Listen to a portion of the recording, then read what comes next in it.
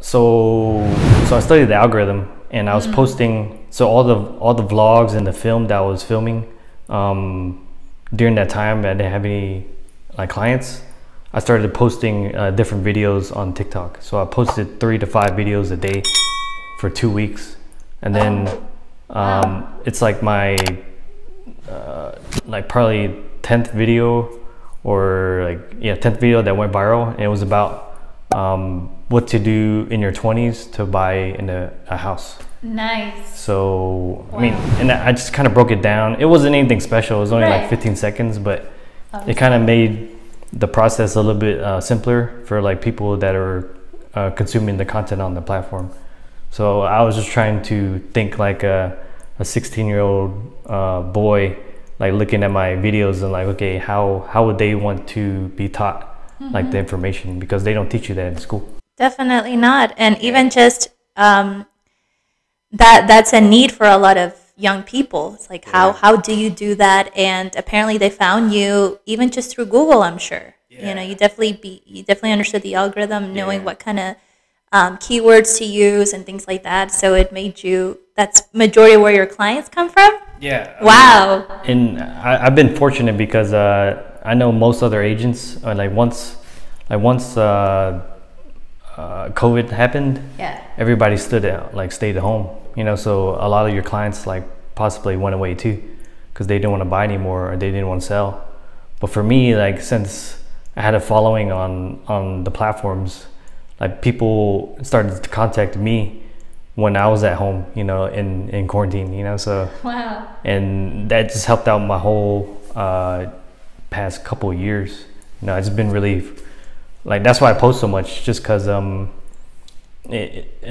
it's I feel like every person has like their own number, you know. It seems like every 7th video I post, it goes like semi-viral, I guess. Interesting. And then so now my mindset is like, I gotta make 70 videos so I can have 10 videos over. You know your ratio. Yeah. You know what I'm saying? Like, I love that. That's the goal.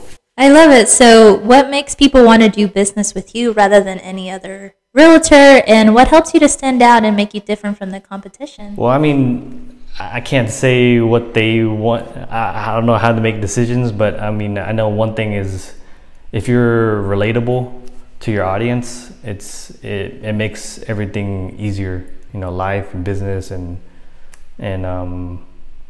just everything overall, you know. So I guess what makes me different, I think, is I try to keep everything real, and I try not to do things that I saw bad with like other real estate agents that I've worked with.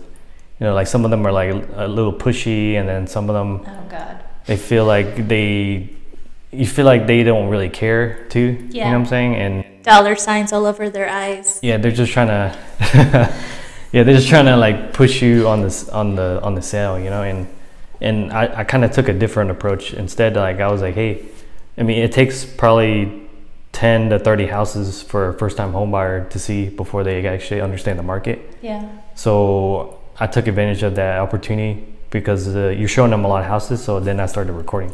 You know, like, just taking the time.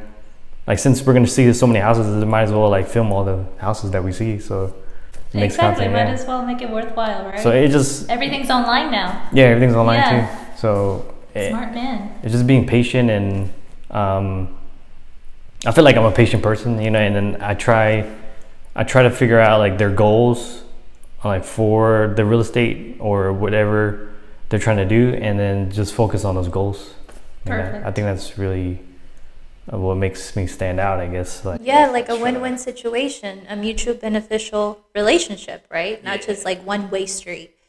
I love that, and that kind of makes sense why you would stand out and be relatable and all that kind of stuff, rather than like transaction and it's all about me and what I assume that you need, all that kind of stuff. Sure. Yeah, that's a good point. You know, like, I feel like every single time, like every transition every closing that I've had, I mean, I've never made the decision for my client. You know, it was always them. So I think a good agent will just communicate their options so they can make a good like choice. You know what I'm saying? So I mean, that's the only job an agent has. It's just communicating the options. Yeah, it's not selling the house, you know, like so. Yeah, that this is what I teach on people as well. Like whatever product that it is that you're selling, the product should be the people, not necessarily the actual product. That's why you were able to do very well today, which is awesome. Yeah. Coming up, good problems for you. But tell us your experience on how you bought your first rental property in your 20s. Okay, I mean, I met an investor in my first year in real estate, and he was mostly a cash buyer, like that I met like through some of the ads that I was running, and he wanted to, like, we did a few deals together already, and he bought a few houses before he actually asked me to invest in a property with him. And that was my first rental property. It was with that investor. How old are you? 29. Nice, yeah. So yeah, still in my 20s. Yeah, hell yeah. I barely made it. Yeah. Oh, whatever. Yeah, so I mean, yeah, that was my first one. That's awesome. Yeah, but it was just because I felt like I was just real, like we talked about before. I think I was just real with him, and just he could tell that I cared about what he wanted to. Totally. So and that's why he wanted to like work with me, you know. So I mean, I think that's the best thing anybody can do. Just be nice, just do the right thing, and just be real with people. I mean, at the end of the day, people just want to talk to other people, you know. Yes, you make a great point. At the end of the day, people want to be able to connect with other people, not felt like they've been sold to. And a lot of times with people, you want to make sure that it's their decision, not necessarily your decision for them to do something, but they felt really good about their own decision.